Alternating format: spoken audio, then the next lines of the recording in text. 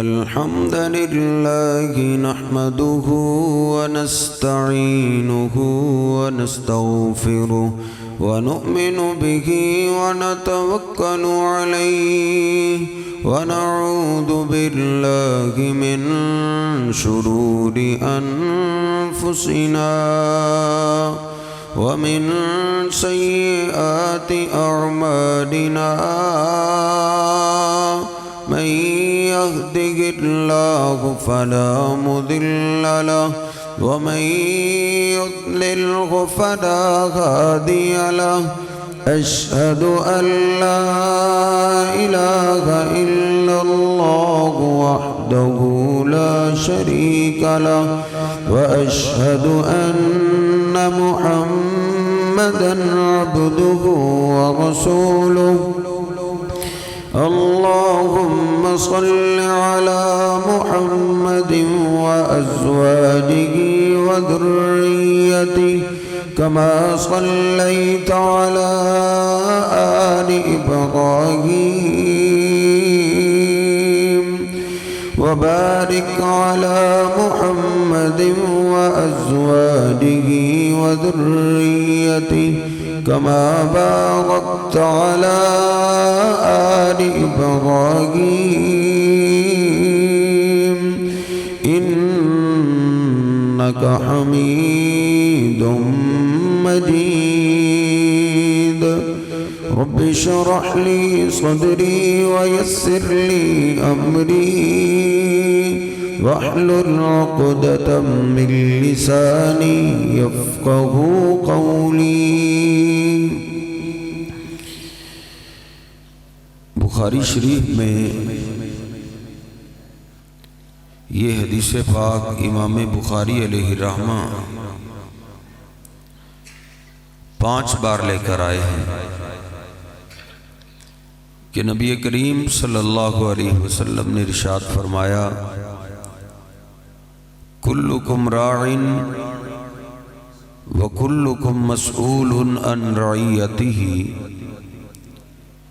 کہ تم میں سے ہر آدمی ہی نگران ہے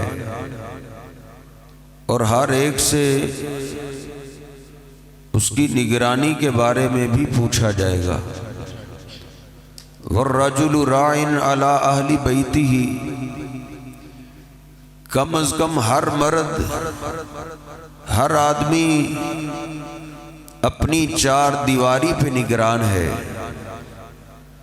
اللہ کی دی ہوئی امانتیں اولاد کی شکل میں بیٹوں کی شکل میں بیٹیوں کی شکل میں کم از کم ہر آدمی اس اپنے گھرانے پہ نگران ہے وَهُوَ مَسْئُولٌ عَنْ رَعِيَّتِهِ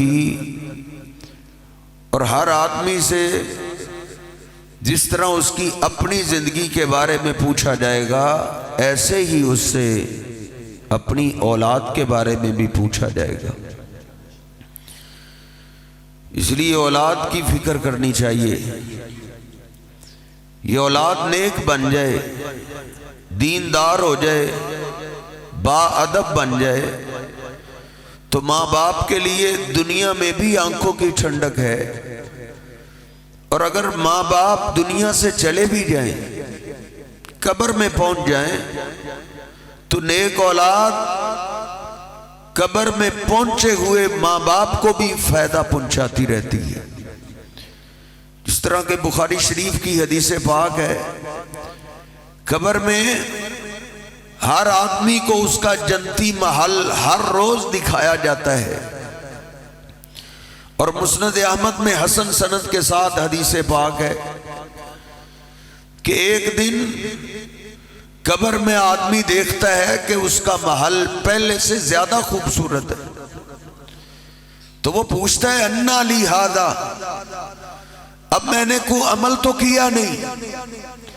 کوئی نیکی تو کی نہیں بغیر عمل کے یہ جنت میں میرا درجہ بلند کیسے ہو گئے تو اس کو بتایا جاتا ہے باستغفاری ولدک لک تو دنیا میں نیک اولاد چھوڑ کے آیا تھا اچھی تربیت کر کے آیا تھا میرے آنے کے بعد تیری اولاد، تیرا بیٹا، تیری بیٹی اللہ کے آگے روتے رہے، تیرے لیے بخشش کی دعا کرتے رہے، تیرا بیٹا تیرے لیے رب سے معافی مانگتا، اللہ تیرے گناہ معاف کرتا رہے۔ اب تیرے کھاتے میں گناہ بچا ہی نہیں تھا، تیرے نیک بیٹے نے اللہ سے تیرے لیے بخشش کی دعا کر کر کے تیرے سارے گناہ بخشوا لیے، لیکن آج تیرا بیٹا پھر اللہ کے آگے رویا ہے، پھر اس نے تیرے لیے اللہ سے بخشش کی دعا کی ہے۔ اب تیرے کھاتے میں گناہ تو تھے نہیں، گناہ معاف کرنے کی جگہ اللہ نے تیرے جنت میں درجے کو بلند کر دیا ہے۔ اس لیے اگر اولاد نیک ہو، دیندار ہو، تو بھلے قبر میں بھی ماں باپ پہنچ جائیں تو ماں باپ کو ادھر بھی فائدہ ملتا رہتا ہے، لیکن اگر اللہ نہ کرے اولاد بے دین ہو جائے، اولاد بگڑ جائے، اولاد نافرمان ہو جائے، بے ادب ہو جائے، نشئی ہو جائے، جواری ہو جائے، خنڈا گردی کرنے والی ہو جائے، تو یاد رکھیے گا یہ غلط سوچ ہے، میرے بیٹے کو محلے داروں نے خراب کر دیا، میرا بیٹا تو ٹھیک تھا، رشتہ دار ہی لے ڈوبے۔ نہیں، اولاد کے بگڑنے میں نبی پاک صلی اللہ علیہ وسلم نے سب سے پہلا مجرم ماں اور باپ کو قرار دیا ہے۔ اولاد کو ماں باپ بگاڑتے ہیں، اور یہ کسی خطیب کی بات نہیں ہے، کسی علامے کی بات نہیں ہے، یہ میرے اور آپ کے پیر و مرشد جناب محمد رسول اللہ صلی اللہ علیہ وسلم کا فرمان علی شان ہے۔ امام بخاری علیہ رحمہ صحیح البخاری میں اس حدیث پاک کو 7 بار لے کر آئے کہ نبی پاک صلی اللہ علیہ وسلم نے فرمایا ما من مولود الا یولد علی الفطرہ، جو بھی بچہ پیدا ہوتا ہے اچھی سوچ والا ہوتا ہے، اچھے نظریے والا ہوتا ہے، اس کا دل و دماغ گندا نہیں ہوتا۔ اللہ ہر بیٹے کو، ہر بیٹی کو شیشے کی طرح دل و دماغ صاف دیتا ہے، پھر وہ بے دین کیسے ہو جاتے ہیں، پھر یہودی کیسے بن جاتے ہیں، پھر عیسائی اور سکھ ان کو کیوں پسند لگنے شروع ہو جاتے ہیں۔ نبی پاک صلی اللہ علیہ وسلم فرماتے ہیں فَأَبَوَاهُ يُحَوِّدَانِهِ اَوْ يُنَصِّرَانِهِ اَوْ يُمَجِّسَانِهِ، اللہ نے تو اس کو بیٹا مسلمان ہی دیا تھا، فطرت اسلام والا ہی دیا تھا، اس کو یہودی بنا دیا ہے ماں باپ نے، عیسائی بنایا ہے تو ماں باپ نے بنایا ہے، مجوسی اور بے دین بنایا ہے تو اس کو ماں باپ نے بنایا ہے۔ اولاد کو ماں باپ بگاڑتے ہیں۔ بگڑی ہوئی اولاد کی شکایتیں کرنے والوں، عمر فاروق رضی اللہ تعالیٰ عنہ کے دور میں بھی ایک بوڑھا باپ اپنے بیٹے کی شکایت لے کے آ گیا تھا، روتا ہوا کیا کہتا ہے، امیر المومنین میرے پاس بیٹا نہیں تھا، میں نے اللہ سے مانگا، رو رو کے دعا کی، اے اللہ بیٹا دے دے، اللہ نے بیٹا دیا، میری خوشی کی انتہا نہیں تھی، امیر المومنین میں نے ساری جوانی لگا دی اپنے بیٹے کو پالنے میں، کماتا میں تھا، کھاتا میرا بیٹا تھا، امیر المومنین کماتے کماتے اب میں بوڑھا ہو گیا ہوں، بیٹا میرا جوان ہو گئے، اب وہ کمانے لگا ہے، ان ابنی یعکنی یا امیر المومنین، امیر المومنین اب میرا بیٹا میرا نافرمان ہو گیا،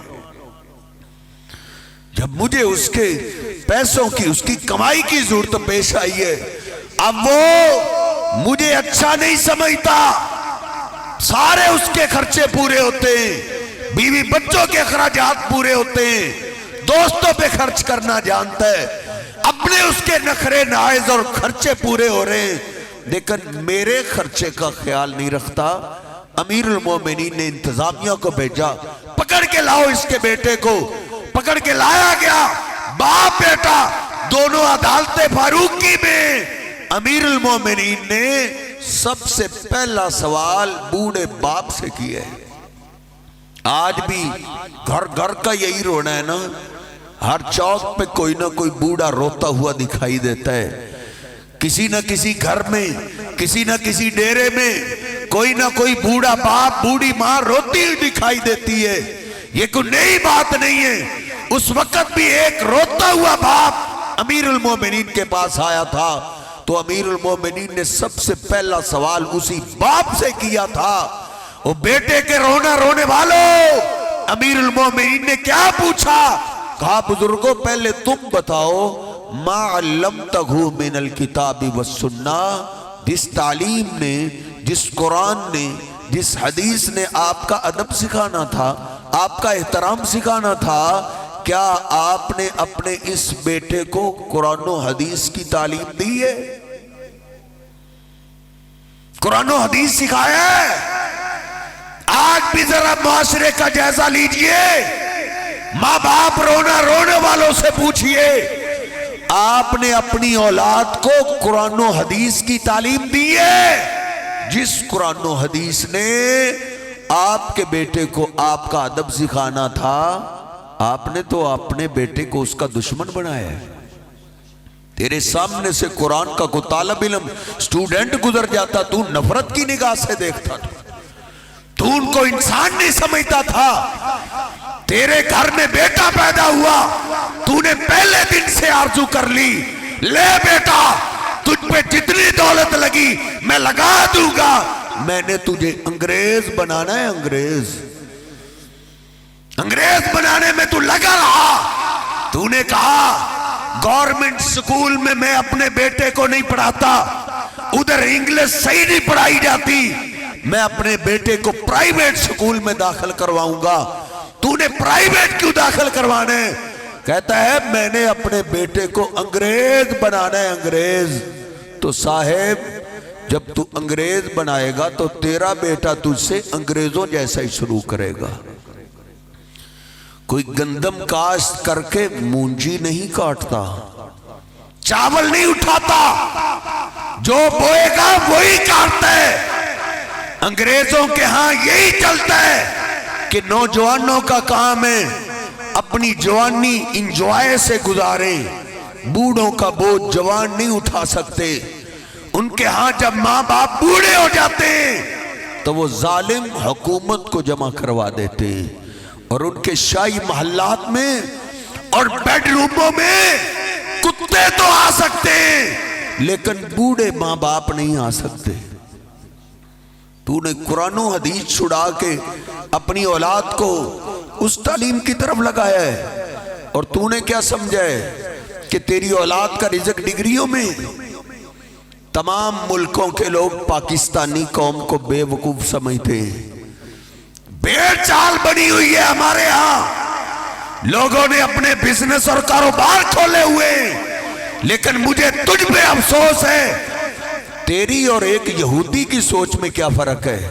تو نے بھی یہی سمجھا تیری اولاد کا رزق ڈگریوں میں نہیں. وَفِي السَّمَاءِ رِزْقُكُمْ, ہمارے رزق کے فیصلے زمین پہ نہیں ہوتے, ہمارے رزق کے فیصلے آسمانوں پہ ہوتے ہیں. پچھلی حکومت میں 2500 سیٹ نکالی حکومت نے ایم اے بیس پہ. جب درخواستیں جمع کی گئی تو درخواستیں 10 لاکھ سے زیادہ تھی. تیرے ملک پاکستان میں 10 لاکھ سے زیادہ لوگ ایم اے کی ڈگری لے کر گھر فارغ بیٹھے. اور پچھلے دنوں مجھے ایک ساتھی نے تصویر دکھائی, بتاؤ کہ یہ لوگ کیا کر رہے ہیں؟ میں نے کہا یہ اسٹیڈیم ہے اور لوگ میچ دیکھ رہے ہوں گے. انہوں نے کہا قاری صاحب نہیں, یہ ہمارے بچے جوان جنہوں نے اپنی آدھی زندگی ڈگریاں لینے پہ گزار دیے, اور آج یہ حکومت سے جاب کی بھیک مانگنے کے لیے آئے ہوئے ہیں. یہ اپنی ڈگریاں ساتھ لے کر آئے. ہمارے رزق کے فیصلے ڈگریوں میں نہیں ہوتے. رزق کی خاطر اپنے بیٹے کو اپنی بیٹی کو قرآن کی تعلیم سے دور نہ کر. تجھے نہیں پتا کائنات میں جو سب سے امیر لوگ ہیں وہ میٹرک سے زیادہ نہیں پڑھے ہوئے, یا اپنی اولاد کو یہ نوری علم سکھا یا کاروبار سکھا؟ ڈگریوں کا کوئی فائدہ نہیں، ان ڈگریوں کا کوئی فائدہ نہیں جس کی ویلیو اب تو ختم ہوتی جا رہی ہے۔ اب تو میرا ایک دوست ہے، ارائیں برادری سے تعلق رکھتا ہے، محمد خان اس کا نام ہے، وساوے والا کا رہنے والا ہے، اس کے پاس ایم اے تک کی ساری ڈگریاں، اور وہ لاہور میں پاپڑوں کی ریڑھی لگاتا ہے۔ رزق ڈگریوں میں نہیں ہے میرے صاحب۔ سیالکوٹ میں ایک پروگرام تھا، مجھے ایک ساتھی الطاف بھٹی صاحب ہیں، وہ اپنی گاڑی پہ پروگرام پہ لے گئے، بڑی پراڈو گاڑی تھی۔ میں نے پوچھا کہ یہ گاڑی کتنے کی ہے؟ تو انہوں نے بولا کہ یہ قاری صاحب یہ گاڑی صرف 2.5 کروڑ کی ہے۔ تو میں حیران رہ گیا۔ تو میں نے وہی پوچھا جو ہمارے ہاں پاکستانیوں کے دل و دماغوں میں چلتا ہے، اور مجھے افسوس ہوتا ہے دیکھا دیکھی مولویوں نے بھی اپنی اولادوں کو قرآن و حدیث سے دور کیا ہے اور کالجوں اور یونیورسٹیوں کی طرف دوڑایا ہے۔ لیکن دیکھ، میں نے ان سے پوچھا بٹی صاحب آپ کے پاس سواری 2.5 کروڑ کی ہے، تو دولت تو اللہ نے آپ کو بے تحاشا دی ہوگی، لیکن مجھے یہ بتا دیجئے آپ نے سکول کی کتنی کلاسیں پڑھی ہیں؟ تو انہوں نے کہا سچی بات یہ ہے کہ میں نے سکول کی 6 کلاسیں پڑھی ہیں۔ ڈگریوں میں رزق نہیں ہے۔ اپنی آنکھوں کی ٹھنڈک بنانا چاہتا ہے اپنی اولاد کو تو قرآن سکھا۔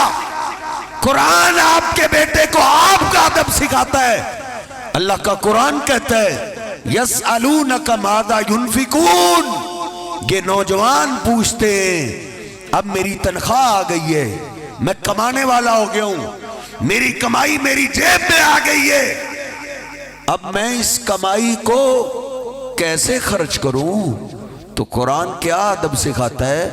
قُلْ مَا أَنفَقْتُم مِّن خَيْرٍ فَلِلْوَالِدَيْنِ وَالْأَقْرَبِينَ۔ او نوجوان، تیری تنخواہ آئی ہے، تیری جاب آئی ہے، تیری کمائی آئی ہے، دیکھ اب تو نے اس کمائی کے خرچ کا آغاز کرنا ہے تو اپنے بوڑھے ماں باپ سے کرنا ہے۔ تو نے اپنی اولاد کو اس قرآن پاک سے دور کی ہے، اور حدیث پاک بھی آپ کے بیٹے کی یہی تربیت کرتی ہے۔ بخاری شریف میں ہے نا، نبی پاک صلی اللہ علیہ وسلم فرماتے ہیں 3 نوجوان غار میں پھنس گئے، 2 نے اپنی نیکیوں کا ذکر کیا لیکن پتھر اتنا نہ ہٹا کہ وہ باہر آ سکے۔ تیسرے کو کہنے لگے او تیرے پاس بھی کوئی نیکی ہے جو تو اللہ کے سامنے پیش کر سکے؟ تو وہ رو پڑا، کہتا ہے اللہ میں غریب تیرا بندہ ہوں، بکریاں چراتا ہوں، بکریوں کے دودھ پہ گزارا ہوتا ہے، لیکن اے اللہ غریب ضرور ہوں لیکن میری 4 دیواری میں سب سے زیادہ عزت میرے بوڑھے ماں باپ کی ہے۔ اللہ شام کو دودھ دوتے ہیں، دودھ پیتے ہیں، صبح دودھ کم ہوتا ہے اس سے ناشتہ کر لیتے ہیں، سارا دن بچے میرا انتظار کرتے رہتے ہیں، لیکن اے اللہ میری زندگی کا ایک قانون ہے کہ میں جب بھی بکریوں کا دودھ دوتا ہوں سب سے پہلے میں اپنے بوڑھے ماں باپ کو پلاتا ہوں، بچوں کو بعد میں پلاتا ہوں۔ اے اللہ تجھے تو یاد ہے نا، میں ایک دن بکریاں چراتے چراتے دور نکل گیا، واپس آتے ہوئے مجھے دیر ہو گئی، میں دیر سے پہنچا، دروازے پہ آیا، بچے بھاگے ہوئے آئے، بابا آئے ہمیں دودھ پلائیں گے۔ میں نے جلدی سے اپنی بکریوں کا دودھ دویا، بچے میرے پیچھے پیچھے، بابا بھوک لگی ہے، دودھ چاہیے۔ میں نے کہا یہ نہیں ہو سکتا کہ بزرگوں سے پہلے میں تمہیں پلا دوں۔ میں جلدی سے دودھ لے کر اپنے بوڑھے ماں باپ کے پاس پہنچا، اور مسجد سے دور کرنے والوں دیکھ، مسجد کے محرابوں سے آپ کے بیٹے کی یہ تربیت ہوتی ہے۔ تو نادان، تو اپنے بیٹے کو اس سکول میں داخل کرواتا ہے جہاں نماز کا بھی ٹائم نہیں دیا جاتا، جہاں جمعے کے لیے بھی ٹائم نہیں دیا جاتا، ادھر محرابوں سے یہ نوری علم آپ کے بیٹے کو سکھایا جاتا ہے۔ وہ غار میں روتا ہوا کیا کہتا ہے؟ اے اللہ، میں جب اپنے بزرگوں کی چارپائی کے پاس پہنچا فَإِذَا هُمَا نَائِمَانِ، تو وہ تو میرا انتظار کرتے کرتے سو چکے تھے۔ پھر میں نے ان کو بیدار نہیں کیا، پتہ نہیں ان کو کتنی مشکل سے نیند آئی ہوگی۔ اے اللہ، پھر میں پیالہ پکڑ کے سرانے کھڑا ہو گیا، ادھر کھڑے ہو جاؤ، تم دیر سے آئے ہو کہ تیرے ماں باپ بھوکے سو گئے۔ میں نے پھر اپنے آپ کو سزا دی، میں نے اپنے آپ کو کھڑا کر دیا۔ بچے تو پھر بچے تھے نا، سید البخاری کے الفاظ ہیں وَالصَّبِيَّةُ يَتَزَاغَوْنَ عِنْدَ قَدَمَيَّ، بچے میرے پاؤں کے ساتھ چمٹ کے مجھ سے دودھ مانگتے رہے، بابا ہمیں بھوک لگی ہے۔ میں نے کہا یہ نہیں ہو سکتا، تم نے سونے ہی کیوں دیا؟ تمہیں نہیں پتا تھا تمہیں بھوک لگی ہے تو ان کو بھی بھوک لگی ہوگی۔ اے اللہ، میں اپنے ماں باپ کے سرانے کھڑا رہا، میرے بچے مجھ سے دودھ مانگتے رہے۔ ذاک دابی ودابہم حتی اصبحا، یہ نہ سمجھنا عربی جانتا ہے عربی بنا لیے۔ بخاری شریف کے الفاظ ہیں، نبی پاک صلی اللہ علیہ وسلم نے اپنی زبان پاک سے بولا کہ وہ نوجوان کہتا ہے اللہ، میری اور میرے بچوں کی یہی کیفیت رہی کہ صبح ہو گئی تھی۔ پھر صبح ماں باپ نیند پوری کر کے بیدار ہوئے تو پھر سب سے پہلے میں نے اپنے بزرگ ماں باپ کو دودھ پلایا، بچوں کو بعد میں دودھ پلایا۔ اے اللہ، اگر میری چار دیواری کی بزرگوں کی یہ عزت تجھے پسند ہے، آج غار کے دانے پہ پتھر آگے، زندگی خطرے میں، اے اللہ اس پتھر کو ہٹا دے۔ میرے استاد محترم شیخ عبداللہ ناصر رحمانی صاحب تو بتا رہے تھے کہ میں نے ایک حدیث میں پڑھا ہے، جب اس نوجوان نے اپنی اس نیکی کا تذکرہ کیا تو تقطعت الصخرۃ، پتھر کے ٹکڑے ٹکڑے ہو گئے تھے۔ جو میری اور آپ کی زندگیوں میں پتھر آئے پڑے ہیں، مصیبتوں کے پہاڑ اور مصیبتوں کے سیلاب بہتے چلے آ رہے ہیں، اور نوجوان کہیں دیکھنا ہماری چار دیواری میں ہمارے بزرگوں کے ساتھ اس کے خلاف تو سلوک نہیں ہو رہا۔ تو قرآن و حدیث آپ کی اولاد کو یہ تربیت دیتا ہے، اپنی اولاد کو قرآن کے لیے وقف کیجئے۔ اللہ شہنشاہ ہے تیرا بھی اور تیری اولاد کا بھی، وہ شہنشاہ ایسا، وہ بادشاہ ایسا جو ہماری قسمت کی بارش کا ایک قطرہ ہمسائے کی چھت پہ نہیں گرنے دیتا، وہ آپ کی اولاد کا رزق کہیں نہیں جانے دے گا۔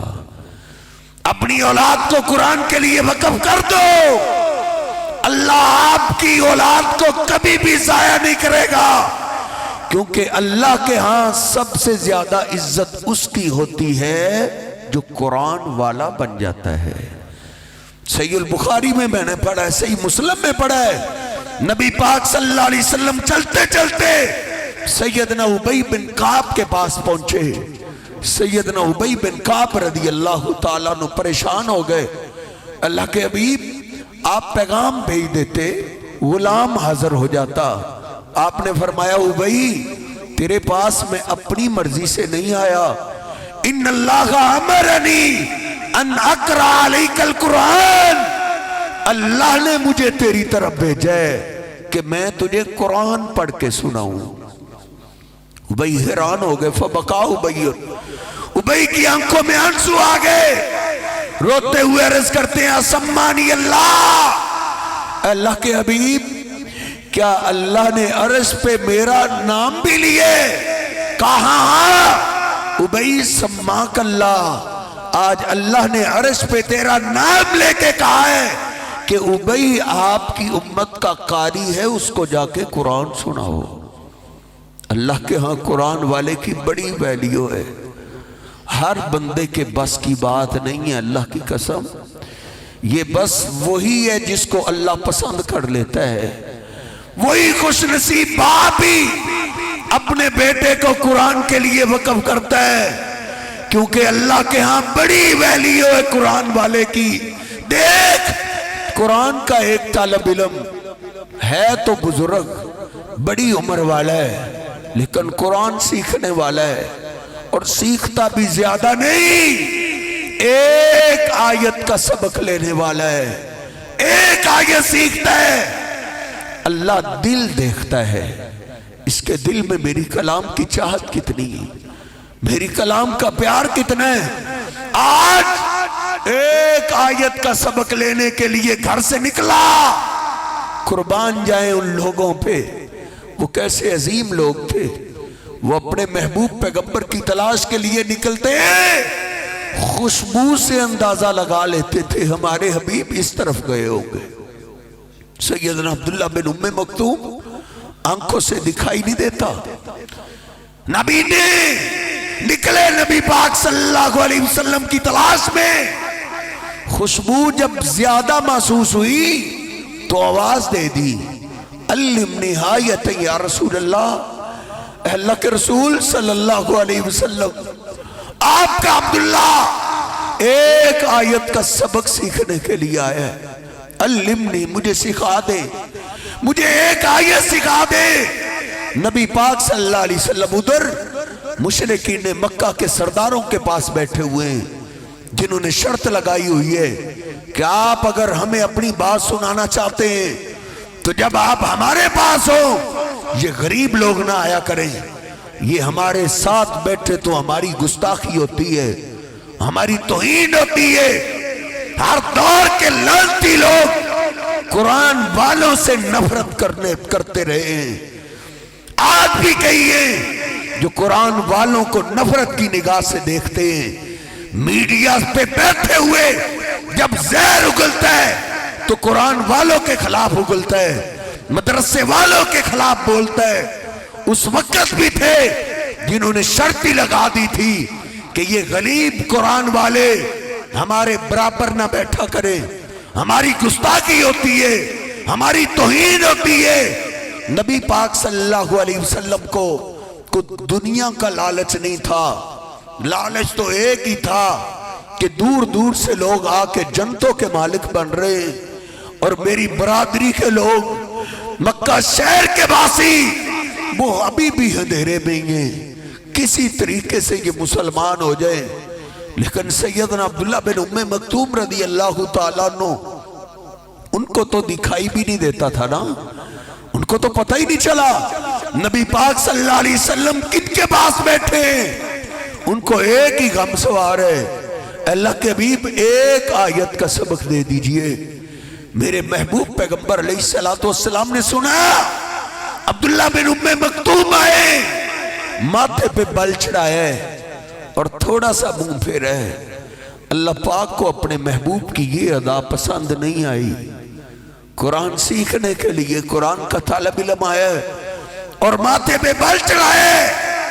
اس قرآن کے طالب علم کی شان میں اللہ نے پوری سورہ عبس نازل کر دی تھی۔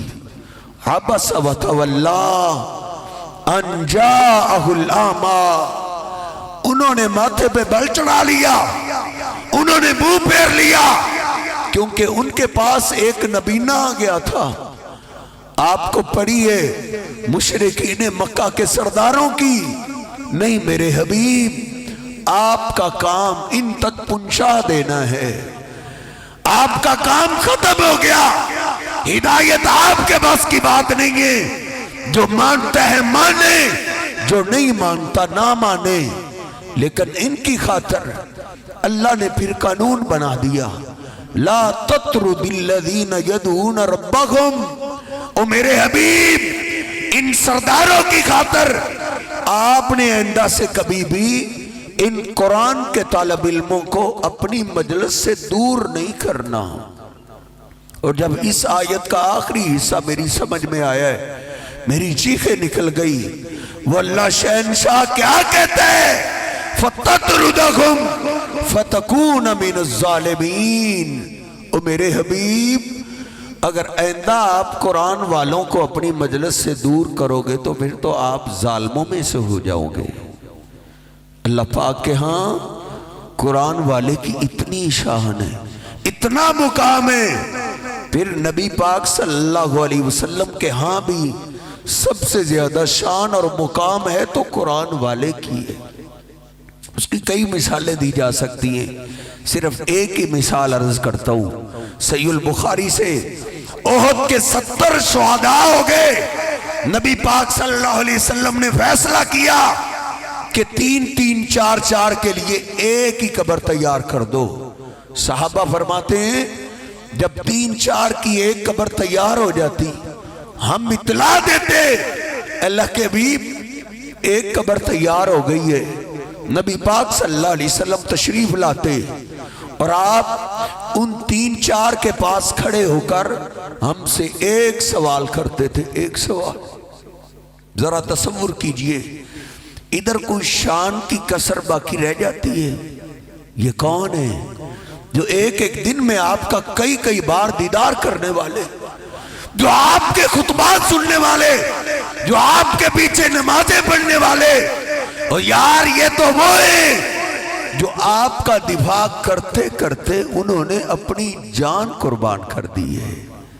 لیکن نبی پاک صلی اللہ علیہ وسلم نے ایک سوال کیا، اور وہ یہ سوال نہیں تھا کہ ان میں سے سب سے زیادہ میرے پیچھے نمازیں کس نے پڑھی ہیں، یا یہ پوچھا ہو کہ ان میں سے زیادہ میری خدمت کس نے کی ہے۔ نہیں، یہ نوری علم ہے۔ اس علم کے استاد کی سوچ جو اس وقت تھی آج بھی وہی سوچ ہے۔ اس نوری علم کا استاد خدمت سے راضی نہیں ہوتا، سبق سے راضی ہوتا ہے۔ نبی پاک صلی اللہ علیہ وسلم نے یہ نہیں پوچھا ان میں سے سب سے زیادہ میری خدمت کون کرتا تھا، اور یہ بھی نہیں پوچھا آج ان میں سے زیادہ کافروں کو مارا کس نے ہے، میرا دفاع کس نے زیادہ کیے۔ نہیں، بلکہ ایک ہی سوال جو صحیح البخاری سپریم کورٹ میں آپ کیا پوچھتے تھے، وہ میرے صحابہ ان 3-4 میں سے مجھے بتاؤ ایہم اکثر اخذا للقرآن، ان میں سے قرآن کس کو زیادہ آتا تھا؟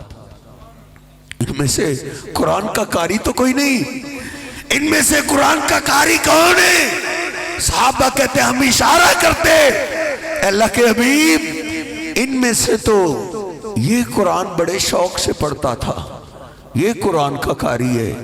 نبی پاک صلی اللہ علیہ وسلم اس کو عزت دیتے ہوئے سب سے پہلے اپنے ہاتھوں میں اٹھاتے اور اس کو لاحت میں اتارتے، اور آپ کیا فرماتے؟ انا علی ہؤلاء شہید یوم القیامہ، لوگو ان قرآن والوں کے ایمان کی گواہی قیامت کے دن میں دوں گا۔ قیامت کے دن لوگ مارے مارے پھریں گے، باپ چھوڑ جائے گا، ماں بھاگ جائے گی، بہن بھائی گئے، بیوی بچے گئے، دوستی دشمنی میں بدل گئی، مارے مارے پھریں گے۔ کوئی مل جائے جس طرح دنیا کی عدالتوں میں لوگ ٹکرے مارتے ہیں، کوئی اچھا وکیل مل جائے جس کے جج سے اچھے تعلقات ہوں، جو جج سے میری بات کر سکے، قیامت کے دن بھی لوگ پریشان ہوں گے کہ کوئی ہمیں مل جائے جو اللہ سے آج ہماری بات کرے۔ تو نبی پاک صلی اللہ علیہ وسلم فرماتے ہیں ان قرآن والوں کی بات اللہ سے میں کروں گا، ایمان کی گواہی میں دوں گا۔ والذین آمنوا واتبعتهم ذریتهم بایمان الحقنا، اللہ قرآن میں کہتا ہے جس نے اپنی اولاد کو دیندار بنایا، قرآن کے لیے وقف کیا، اللہ جو حافظ قرآن کو مقام دے گا وہی اس کے باپ اور ماں کو مقام دے گا۔ پھر جب اللہ کے پیغمبر حافظ قرآن کی سفارش کریں گے، پھر حافظ قرآن پلٹے گا، اپنے باپ کو تلاش کرے گا، ماں کو تلاش کرے گا، کہے گا ماں بابا کہاں جاتے ہو، ادھر آؤ، تمہاری رب سے میں بات کرتا ہوں، میری سفارش ہو گئی ہے، آپ کی سفارش میں کرتا ہوں۔ اس لیے میرے محترام، دنیا سے ہر ایک نے جانا ہی جانا ہے، کوئی بھی ہمیشہ رہنے کے لیے نہیں آیا۔ جس کے پاس بھی کوئی عہدہ، کرسی، گاڑی، روپیہ، پیسہ آ جاتا ہے، اس کو شیطان یہی کہتا ہے تجھے موت نہیں آئے گی۔ موت آتی ہے غریبوں کو، تجھے تو تھوڑا سا کچھ ہوا، تو بیرون ملک بھی اپنا علاج کروا لے گا۔ یہ شیطان کا سب سے بڑا دھوکہ ہوتا ہے۔ کبھی کبھی قبرستان جایا کرو، بڑے بڑے مالدار بھی مٹی کے نیچے چلے گئے۔ ہم میں سے ہر ایک کا جنازہ اٹھنے والا ہے۔ اپنی قبر کی میں بھی تیاری کروں، آپ بھی تیاری کریں۔ اس کے لیے اپنی اولاد کو، میں سکول کی تعلیم کے خلاف نہیں ہوں، لیکن اس تعلیم کے ساتھ ساتھ یہ نوری علم اپنی اولاد کو ضرور سکھائیں۔ اگر نوری علم کے بغیر تیرا بیٹا ڈاکٹر بھی بن گیا تو وہ ایک ڈاکٹر نہیں، وہ ایک کسائی بنے گا۔ نوری علم اپنی اولاد کو ضرور سکھا۔ نوری علم کے بغیر تو کیا بنائے گا؟ تیرا بیٹا تھانے دار بھی بن گیا تو حرام کھائے گا، حرام۔ الا ما رحم ربی، 100 میں سے ایک ہو سکتا ہے جو پولیس میں جاب کرے اور پھر وہ حلال کھائے، اور تھانے کے لوگ اس کو پھر جاب کرنے بھی نہیں دیتے۔ پچھلے دنوں ہی ایک تھانے دار میرے ساتھ عمرہ کرنے کے لیے گیا، اور وہ مجھے بتا رہا تھا کہ آج تک میں نے رشوت نہیں کھائی، آج تک اپنی اولاد کو حرام نہیں کھلایا۔ پھر باتوں باتوں میں بات ہوئی تو کہنے لگے میرے افسر اور میرے ساتھی بھی مجھے کہتے ہیں کہ آپ گھاری رہا کریں، آپ کی حاضری ہم لگا لیا کریں گے۔ جو ایمانداری کرتا ہے اس کو تو ڈیوٹی بھی نہیں کرنے دیتے۔ نوری علم کے بغیر اگر تیرا بیٹا وکیل بن گیا تو جھوٹ ہی بول کے حرام ہی کمائے گا نا، اور کیا کرے گا؟ جو بھی آپ اپنی اولاد کو بنانا چاہتے ہیں اس کے ساتھ نوری علم ضرور سکھائیے۔ اس نوری علم کے بغیر آپ ڈاکٹر بھی بنا دیں، تیری بھول ہے۔ نوری علم کے بغیر تیرا بیٹا ڈاکٹر بن کے تیری آنکھوں کی ٹھنڈک بنے گا۔ ایک بوڑھا سڑک پہ بھیک مانگ رہا تھا، میڈیا نے اس بات کو بڑی اٹھالا۔ بھیک مانگ رہا تھا، میڈیا والے نے پوچھا تیرا بیٹا نہیں؟ اس نے کہا بیٹا ہے میرا، کیوں نہیں؟ میرا ایک بیٹا ڈاکٹر ہے، لاکھوں روپیہ کماتا ہے۔ کہا تم تو سڑک پہ بیٹھ کے بھیک مانگ رہے ہو۔ پھر وہ رویا، روتے ہوئے اس سے بولنا نہیں گیا، روتے ہوئے جواب دیتا ہے بیٹا میرا لاکھوں روپے کماتا ہے لیکن مجھے خرچہ نہیں دیتا۔ جس طرح آپ اپنی اولاد پہ قربان جاتے ہیں، کبھی چھوڑنے جا رہے ہیں، کبھی لینے جا رہے ہیں، اس باپ نے بھی اپنے بیٹے کو ایسے ہی ڈاکٹر بنایا ہوگا نا، لیکن اس نے ڈاکٹر بنایا، نوری علم نہیں سکھایا۔ نوری علم کے بغیر ڈاکٹر نہیں ہوتا۔ پھر وہ دوائیوں پہ بھی اپنی مرضی کا ریٹ لگواتا ہے، دوائیوں کی کمپنی سے بھی کمیشن لیتا ہے، پھر وہ لیبارٹری جو ٹیسٹ کرنے والے ہیں ان سے کمیشن علیحدہ لیتا ہے۔ لوگوں کو تو دھوکہ دیا جا سکتا ہے تو رب کو تو کوئی دھوکہ نہیں نہ دے سکتا، لیکن نوری علم اس کو آتا ہو تو اس کو پتا ہو نا۔ سرکاری ہاسپٹل میں یہ ملازمت کرتا ہے لیکن مریضوں کو کاٹتا ہے، اپنے کلینک کی دعوت دیتا ہے، لیکن سرکاری ہاسپٹل میں تو اس طریقے سے مریضوں کو چیک نہیں نہ کرتا۔ کیوں؟ اس کو نوری علم نہیں سکھایا گیا۔ اس لیے جو مرضی آپ تعلیم دیں لیکن قرآن و حدیث کی یہ نوری تعلیم اپنی اولاد کو ضرور دیجئے۔ اس سے آپ کی اولاد کا دل و دماغ نور والا روشن ہو جائے گا، جس سے آپ کی اولاد کی دنیا بھی بہتر ہو جائے گی، آخرت بھی بہتر ہو جائے گی۔ اللہ رب العزت سے دعا ہے، اللہ رب العزت جن والدین نے اپنی اولادوں کو اس نوری علم کے لیے وقف کیا ہے، اللہ ان کو قبول فرمائے۔ اللہ رب العزت ان کو قرآن کا قاری بنائے، دین کا عالم بنائے۔ اللہ ہم سب کو اپنی اولادوں کو قرآن کے لیے وقف کرنے کی توفیق عطا فرمائے۔ وَأَقُولُ قَوْلِي هَٰذَا أَسْتَغْفِرُ اللَّهَ لِي وَلَكُمْ وَلِسَائِرِ